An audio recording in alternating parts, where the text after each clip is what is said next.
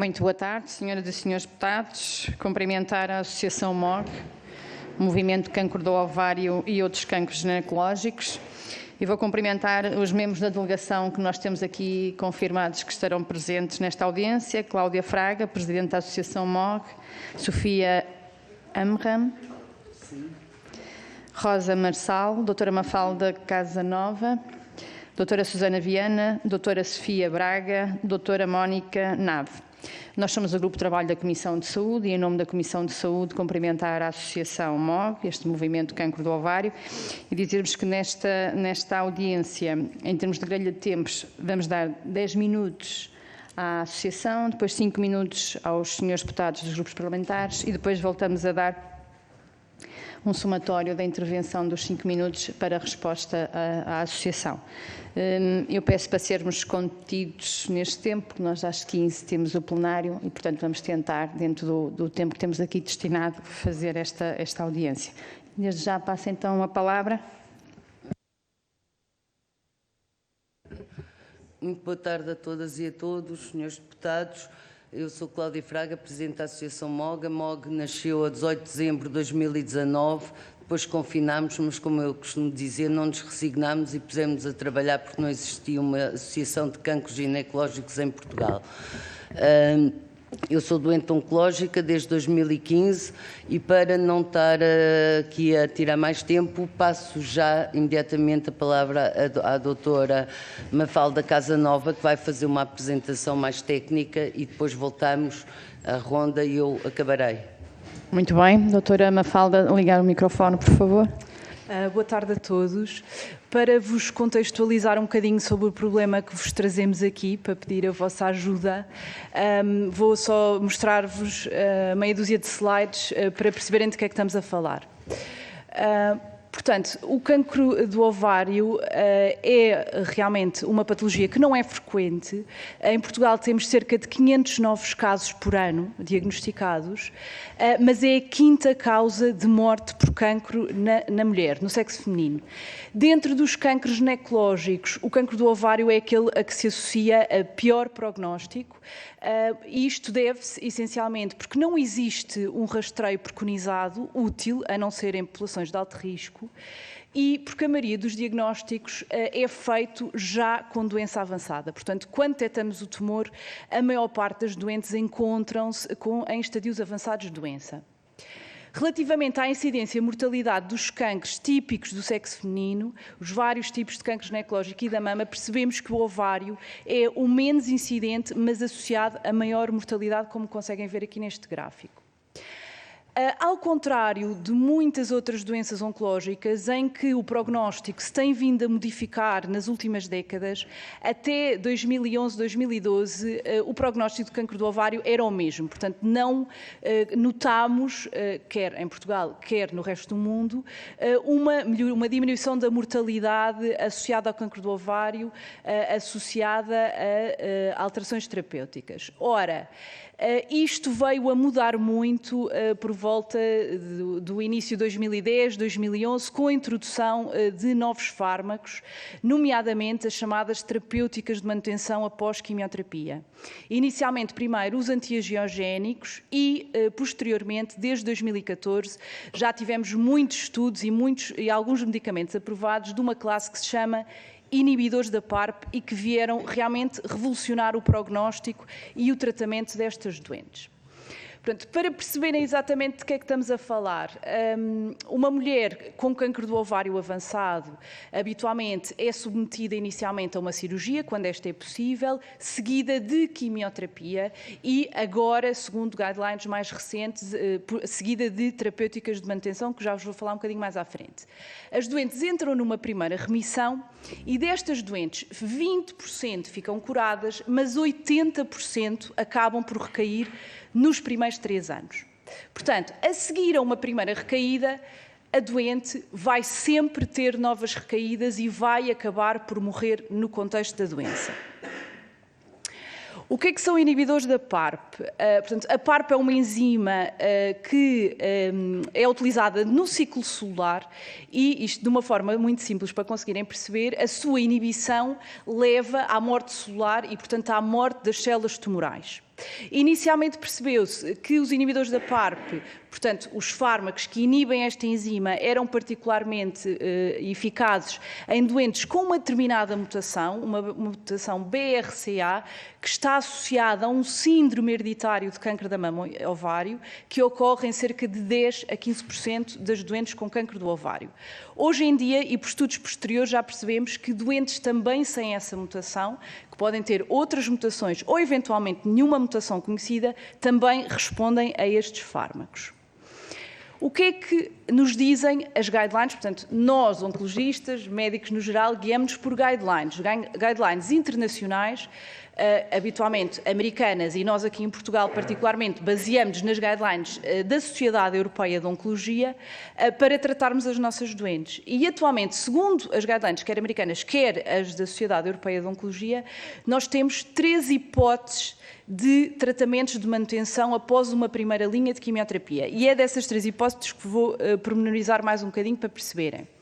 Podemos fazer terapêutica de manutenção com um destes tais inibidores da PARP que se chama olaparib, que foi aprovado com base neste estudo, no estudo SOLO-1, que já foi publicado há algum tempo, que já demos dados tanto de sobrevivência livre de doença ou livre de progressão e de sobrevivência global e que mostrou um benefício muito significativo e que, portanto, foi aprovado pela FDA, posteriormente pela Agência Europeia do Medicamento e mais recentemente, há menos do ano, aqui pelo Infarmed em Portugal. Portanto, como sabem, os fármacos, depois de serem aprovados pela Agência Europeia do Medicamento, em Portugal têm que passar pelo escrutínio do Infarmed para nós os podermos prescrever no Sistema Nacional de Saúde.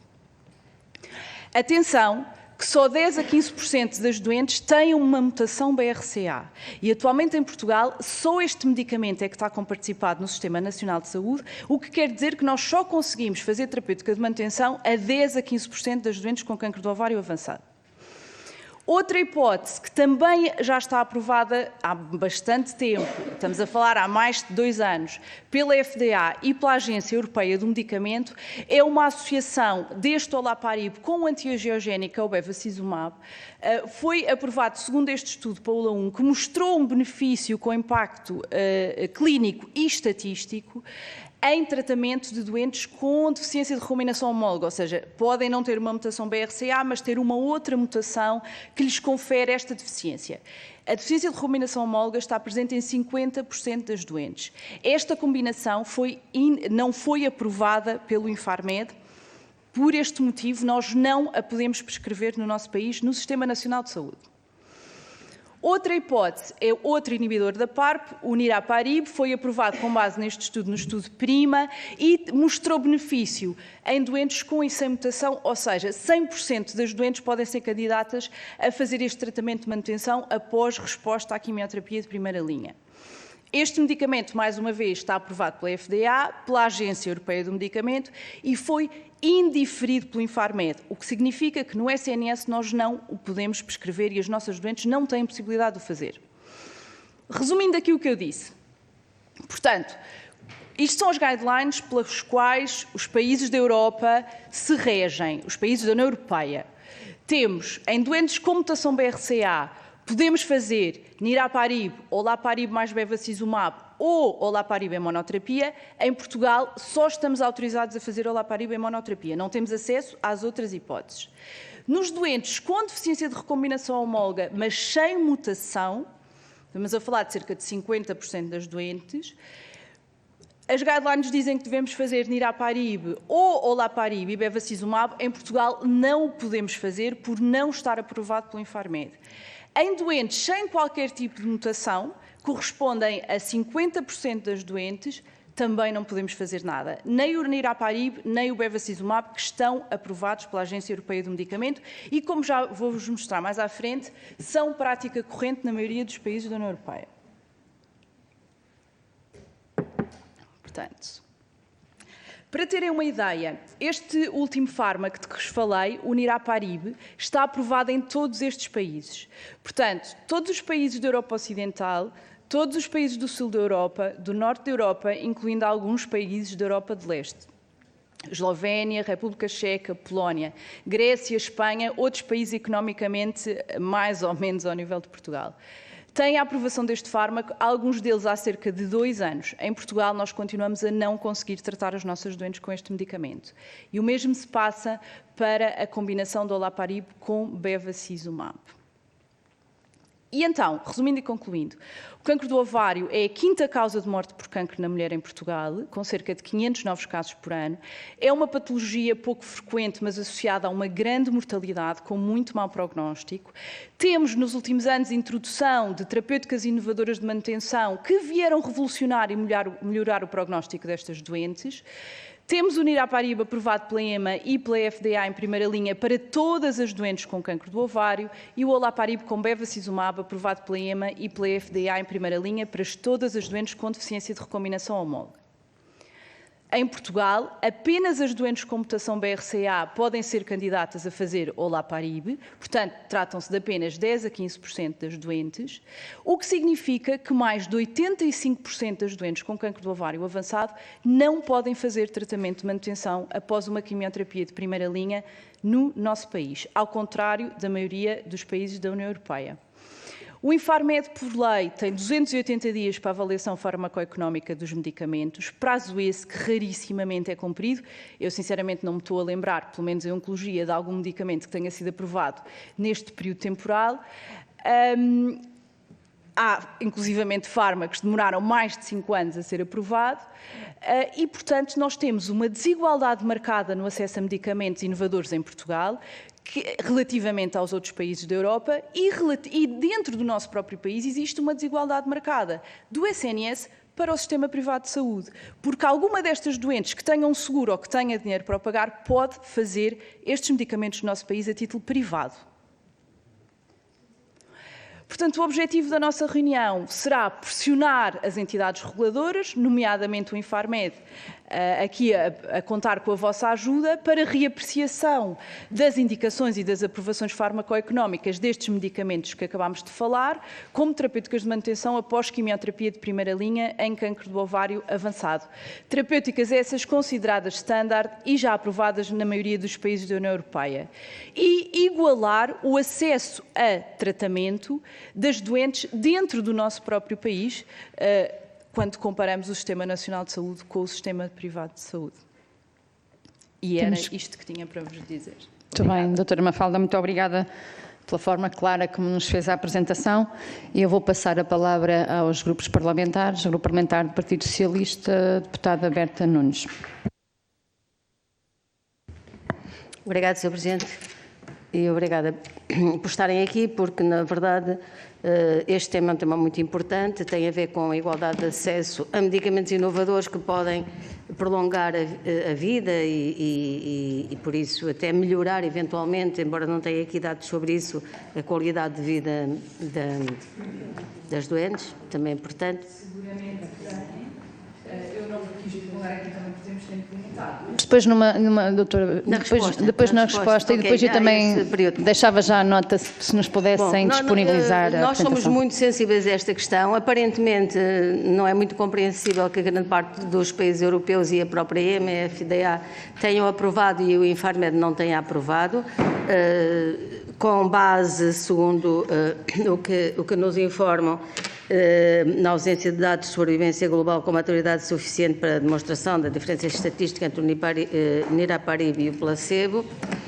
No entanto, os outros países mesmo, também porque, na verdade, a utilização, pelo que eu percebi, a utilização deste medicamento ainda é relativamente recente e não permite ter este tipo de dados de sobrevivência, dados de sobrevivência global, mas permite ter já outro tipo de dados, que é qualidade de vida, prolongamento de anos sem progressão da doença. Por isso, da apresentação que está aqui feita e do que vimos, não nos parece, à partida, haver grande motivo para um indeferimento. Também é evidente que teremos sempre que ouvir o Infarmed, se aqui a Comissão decidir nesse sentido. Também consideramos que é também preocupante o tempo que demora o Infarmed a analisar estes pedidos. Dado que este cancro é, de facto, bastante raro, relativamente raro, embora muito mortal, porque o diagnóstico é tardio, Não sei se coloca aqui um problema também de financiamento, não sei se este medicamento é muito caro ou não é muito caro. Isso também, se tiverem esses dados, também seria interessante para nós, mas independentemente disso, é evidente que o princípio de que todos os doentes, ou todas as doentes neste caso, devem ter acesso aos medicamentos inovadores no caso do cancro em concreto, que melhorem a sua sobrevivência, a sua qualidade de vida, penso que ninguém terá dúvidas em relação a isso, e por isso nós o que teremos que perceber melhor é porque é que o Infarmed interferiu neste contexto. Como faltam aqui também dados de financiamento e de qualidade de vida, depois gostaria que se pronunciassem sobre isto. Muito obrigada, Sra. Deputada. Eu passo a palavra ao Grupo Parlamentar do PST, a deputada Cláudia Bento. Obrigada, Sra. Deputada Coordenadora. Agradeço a vossa presença, a explanação aqui dada, que foi muito objetiva, muito clara e muito direcionada para o problema que vos trouxe cá hoje. Fazendo um breve resumo, mais ou menos o diagnóstico de neoplasia de cancro do ovário ocorre anualmente em aproximadamente 600 mulheres. Sabe-se também que mais de 2/3, quando é efetuado o diagnóstico, já é em estadios avançados e realmente, ao longo da vossa explanação, é evidente que o acesso às terapêuticas é realmente de forma assimétrica e não é uniforme nem dentro do próprio país, como bem disseram, há diferenças entre o Serviço Nacional de Saúde e o privado e também a nível da Europa. E, portanto, o acesso à inovação terapêutica em Portugal é muito moroso, não é só nesta entidade, mas em muitas outras, e realmente o tempo de acesso à inovação tem que ser alterado e os processos de aquisição de novas terapêuticas inovadoras têm que ser um processo mais ágil, mais claro e que realmente vá de encontro às necessidades e opções terapêuticas dos doentes. Eu, por acaso, estive a ler e sei que há alguns benefícios e alguns estudos que demonstram, e por isso iria pedir se nos podiam fazer um breve resumo desses estudos, em quais demonstram esses benefícios e as diferenças do que não fazer esta terapêutica. Penso que em Portugal a terapêutica de manutenção, e pelo que li, estas terapêuticas vão permitir uma melhor qualidade de vida, melhor sobrevida e menor número de recaídas. O que eu pergunto aqui é quais são, neste momento, qual é que é a terapêutica de manutenção para estas mulheres? Será a radioterapia e quimioterapia? Não há manutenção, exerce. E então eu pergunto o que é efetuada a essas mulheres?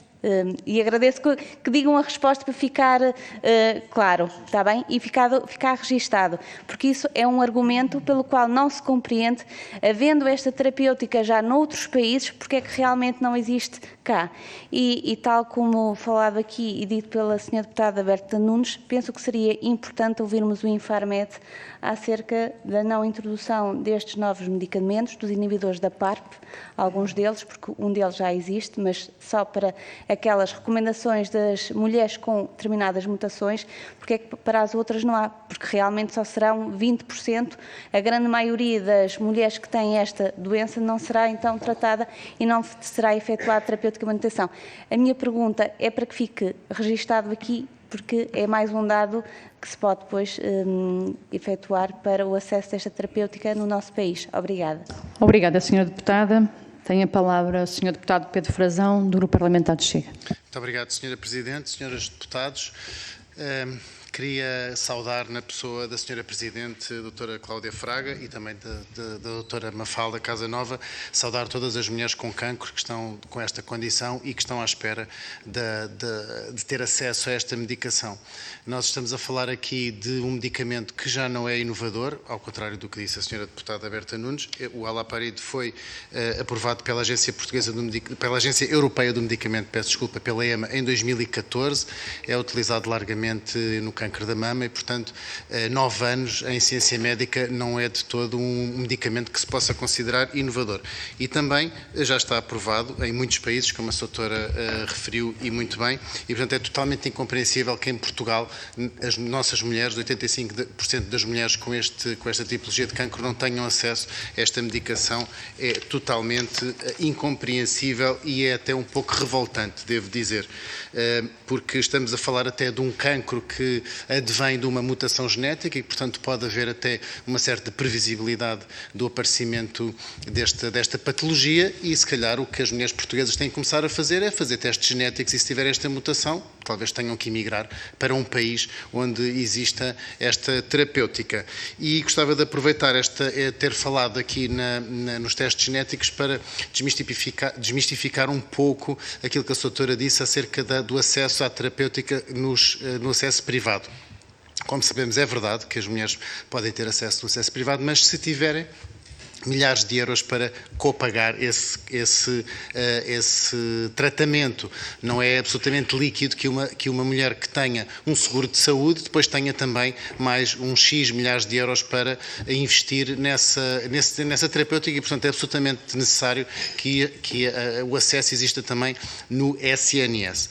E, do ponto de vista do Grupo Parlamentar do Chega, é absolutamente a favor de que isso aconteça. Aliás, nós há pouco tempo submetemos aqui neste Parlamento o projeto de resolução número 295/15/1, que vinha pedir o incentivo à criação de medidas para a recuperação e rastreio do cancro da mama e aprovação do financiamento do terapêutico por limpasa, que também tem como, para o cancro da mama, mas também com este princípio ativo, o olaparib. E depois também porque muitas vezes os seguros, e estamos numa era da genética e dos testes genéticos, e nós podemos, a muito breve texto, ver seguradoras a recusarem tratamentos a mulheres que previamente sejam testadas e venham positivas a essa mutação. Isso já é uma realidade, por exemplo, nos Estados Unidos, em que, portanto, ou pagam um seguro que é absolutamente incomportável do ponto de vista financeiro, ou então vêem vedado o acesso a essa terapêutica. Portanto, acho também a clínica privada tem a sua parte e o Partido Chega é absolutamente defensor de que a clínica privada tem o seu mercado, mas o Sistema Nacional de Saúde, o Serviço Nacional de Saúde, tem que ter também o seu papel e valer a todas as portuguesas.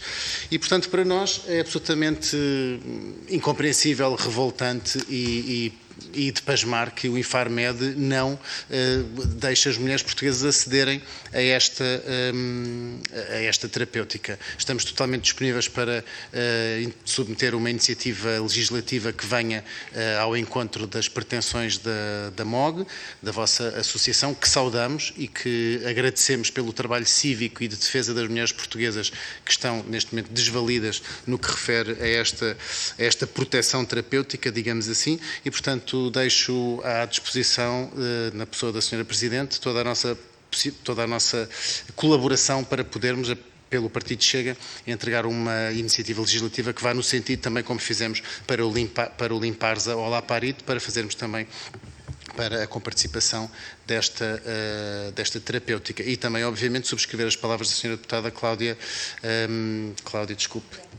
Bento, do PSD, do PPD-PSD, que pretende chamar aqui o Infarmed para pedir responsabilidades. Iremos absolutamente acompanhar esse requerimento para sabermos, de facto, o que é que se passa aqui, porque não queremos acreditar que na base disto possam estar motivações económicas. Isso seria, de facto, o pior que poderíamos descobrir e não podemos acreditar que seja essa a razão, a motivação para o entrave à aprovação terapêutica e, portanto, queremos saber qual é que é o racional que está por trás disso, porque não acreditamos que seja o entrave económico. Muito obrigado, Sra. Presidente.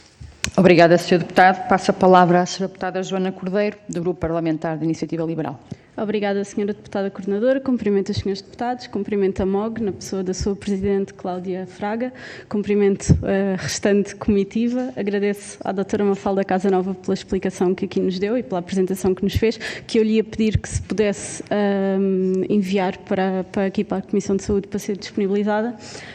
e agradeço, obviamente, o vosso pedido de audiência aqui à Comissão de Saúde. De facto, estes temas do acesso a medicamentos tem sido um tema que é recorrente aqui na Comissão e muitas vezes os problemas são sempre os mesmos, que é, pura e simplesmente, o Infarmed não dá resposta. Não dá resposta em tempo útil, atrasa, ou quando vem a resposta, temos respostas negativas relativamente aos financiamentos e de facto, aqui... efetivamente são avaliações financeiras, não há aqui, nós não queremos acreditar nisto, mas não há outra palavra porque é efetivamente isto. Portanto, podemos dar o benefício da dúvida, nós temos várias vezes já questionámos várias vezes o Sr. Ministro da Saúde relativamente a estes atrasos no Infarmed, não temos tido respostas, estão a trabalhar no tema, mas continuamos a não ter respostas, portanto, e aqui relativamente a esta questão financeira, eu gostava de vos perguntar se têm aqui alguma estimativa do impacto orçamental que pode ter a comparticipação deste medicamento. Porque, de facto, esta questão de não haver equidade no acesso, e voltamos sempre ao mesmo tema, de haver aqui uma desigualdade entre quem tem dinheiro e poder pagar ou poder ir ao estrangeiro e quem não tem solução. Pronto, tinha aqui algumas perguntas que, entretanto, já foram feitas, também ia perguntar qual era a alternativa, se havia algum tipo de alternativa, já percebemos, não, gostava que deixassem claro o que é que acontece se não existir o acesso a este medicamento, mas gostava eu creio que esta pergunta não foi feita e gostava de vos fazer, pronto, que foi abordada, mas que tem a ver com os rastreios. De facto, se nós conseguimos, se existem rastreios, conseguimos depois, eu queria, quando responderem, deixem bem claro o que é que podemos melhorar aqui neste processo, porque de facto aqui, como o deputado Pedro Farzão disse, aqui estamos a identificar eventualmente um teste que podemos identificar aqui algum tipo de risco e não é admissível que não se possa conseguir prever, pelo menos dentro do possível, ou se é que é possível, se me disserem que não é outra coisa, mas já percebi pela vossa explicação que existe aqui eventualmente algum tipo de probabilidades ou de que podemos perceber, portanto gostava que falassem um bocadinho sobre isto. Obrigada. Obrigada, Sra. Deputada. Passo agora a palavra ao Movimento de Cancro do Ovário. Temos 10 minutos nesta resposta final, está bem? Aqui. Pronto, meu nome é Mónica Nave.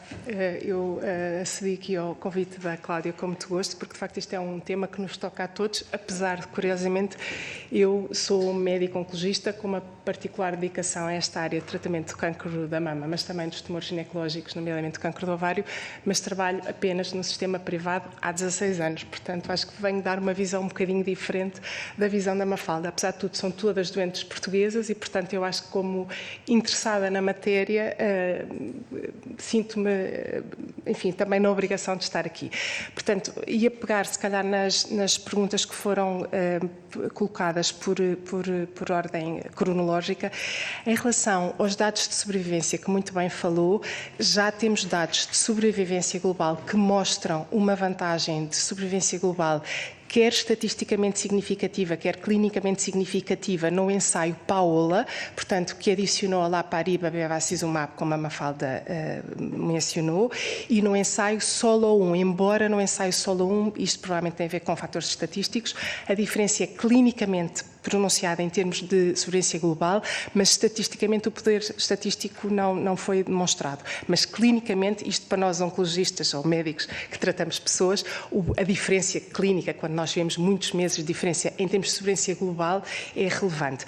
Só voltando um bocadinho aqui atrás, isto vem aqui ao encontro desta diferença, desta subtileza entre o que é uma sobrevivência livre de progressão da doença ou de recidiva de doença e sobrevivência global. Em última análise, obviamente, interessa-nos que as doentes não morram desta doença e não morram de outra doença qualquer e vivam muitos anos. E, portanto, volto a dizer, para uma destas estratégias, nós já temos, inclusivamente, dados de sobrevivência global. Mas também, e há um editorial muito recente de uma revista que nós todos lemos, que é o Journal of Clinical Oncology, recente, é que, de facto, o tempo que a doente vive sem doença também é muito relevante e que a traduz, inclusivamente, em termos de qualidade de vida, obviamente. E, portanto, e este é um dado importante, mas volto atrás para dizer que, em relação a estes estudos, ainda, de facto, não temos resultados de experiência do PRIMA, com niraparib, aguardamos, ainda é um ensaio que não tem maturidade suficiente, temos já do PAOLA e temos do SOLO-1. E achamos que isso é um outro argumento para, pelo menos, o Infarmed voltar a olhar para esta questão da terapêutica de manutenção, não só em relação aos inibidores da PARP, mas ao próprio bevacizumab, acerca do qual nós temos dados desde 2011. Na altura considerou-se que os dados, de facto, eram pouco expressivos em termos de aumento da sobrevivência livre de doença, mas, de facto, hoje em dia, com o Paola, eu penso, e penso que isto é a opinião das minhas colegas, este dossiê tem que ser reanalisado porque temos vantagens de sobrevivência em 50%, que são os tais dos 100% de doentes que nós vamos ver com cancro do ovário, metade desse número, portanto, dos 600 a 700 doentes portugueses, 350 têm déficit de rebobinação homóloga. Portanto, estas 350 doentes têm vantagem de sobrevivência global se tratadas em primeira linha. E aqui eu volto a entroncar no segundo aspecto, que é também importante fazer esta distinção. Nós vimos pedir o reabrir destes dossiês da terapêutica de manutenção em primeira linha, para as quais temos estas 3 opções que a Mafalda falou, olaparib, niraparib ou a associação de olaparib e bevacizumab, porque o que acontece é que nós sabemos que mais de 80% destas doentes tratadas com intuito curativo em primeira linha, mais de 80% delas vão recidivar. E, let's face it, quando estas doentes recidivam, mais cedo ou mais tarde elas vão morrer de cancro do ovário, ponto final. Pronto. Na recidiva, nós temos possibilidade de fazer, porque está comparticipado, inibidores da PARP. E, por vezes, também antiangiogénicos. Mas estas doentes perderam o seu timing de cura. Faço-me entender, é quando evitamos a primeira recidiva que nós exploramos a hipótese baixa, mas que ela pode ter de cura. E é por isso que nós vimos aqui pedir a vossa ajuda. É na primeira linha, porque em segunda linha estes fármacos já estão reembolsados mesmo em Portugal. Estão aprovados pela FDA, pela EMA, pela Agência Europeia, e estão reembolsados em Portugal. E depois entroncamos aqui num segundo aspecto. Obviamente, o problema do financiamento de fármacos é um problema complexo e, felizmente, nós oncologistas tratamos de doentes que, apesar de tudo, acho que são problemas mais fáceis de lidar do que o financiamento de fármacos, obviamente. Mas, que eu não quero simplificar, e obviamente que temos que fazer contas, não somos um país rico e temos que fazer contas e nós temos isto muito claro. Mas só para vos dar uma noção, quando estes doentes são tratados em recidiva, o conceito de tratamento é até progressão de doença ou toxicidade inaceitável. Estes doentes podem, apesar de tudo, viver muitos anos. Há doentes no estudo 19, que foi um estudo de fase 2 em recidiva, em que uma minoria de doentes, é uma percentagem pequenina, eu penso que são 10%, estão a fazer este tratamento há mais de 9 anos. Em primeira linha, esta terapêutica de manutenção é por um tempo limitado. Nos estudos com olaparib são 2 anos de terapêutica, no estudo de niraparib são 3 anos de terapêutica. Pronto. Porquê? Porque estamos a tratar com o intuito de prevenir algo. E, portanto, há um horizonte temporal que não existe quando nós tratamos uma recidiva, em que tratamos até à progressão. Portanto, em termos de contas, também são contas que eu acho que os decisores, com certeza que fazem, mas que temos que ter em linha de conta. O que é feito como standard of care neste momento? Portanto, isso está bem definido e penso que se faz na maior parte dos centros que tratam doentes com carcinoma do ovário. A maior parte destas doentes são testadas para a tal mutação genética e quando nós identificamos esta mutação nos tais 15 a 20% de doentes, portanto, o standard é fazer cirurgia com quimioterapia, portanto, todas as doentes, porque são diagnosticadas numa fase avançada da doença, fazem antes ou depois da cirurgia, idealmente depois, quimioterapia, todas fazem. As tais 15 a 20% que têm a mutação ficam a fazer o olaparib, que é o que está aprovado neste contexto durante 2 anos. Todas as outras, portanto, ficam em vigilância, com risco alto, que é discutido com elas, obviamente, mas ficam sem a tal terapêutica de manutenção. Ok? E, portanto, é esse que é o standard of care. Portanto, neste momento, essas doentes não ficam com manutenção alguma, ficam em vigilância, em consultas de oncologia, de ginecologia. Finalmente, em relação ao rastreio, como eu disse, eu penso que isso é enfim, pelo menos a nossa noção, a comunidade oncológica que lida com estas doenças é que, de facto, com mais ou menos dificuldade, porque também aí às vezes o acesso pode não ser muito fácil, mas existe. Todas as doentes com carcinoma do ovário não mucinoso, isto é uma particularidade, fazem estudo genético e aquelas nas quais são identificadas estas mutações, os familiares são no âmbito das consultas de genética ou das consultas de oncologia, há toda uma cascata de diagnóstico genético da própria família e dos familiares em risco que é despoltado. Em relação, já não tenho tempo, em relação ao rastreio, excetuando estes grupos de risco, não existe e não está validado. Não deve ser feito porque não há nenhuma demonstração que seja eficaz. Peço desculpa, perdi a noção do tempo. Como? Não percebi. O Olá Parip.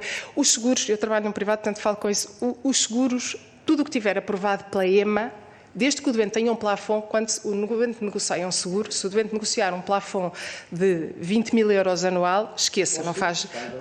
Um seguro que tenha um plafond de 200 mil euros, e neste momento há muitos seguros que o têm, peço desculpa. A ADC não comparticipa nada que esteja pelo Infarmed.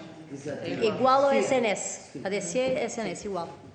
Eu peço só, doutora, tenho que desligar esse microfone e vou passar a palavra a Cláudia Fraga, certo? Não, Sofia Amram. Sofia Amram. Eu gostaria só de referir aqui 2 pequenos pontos.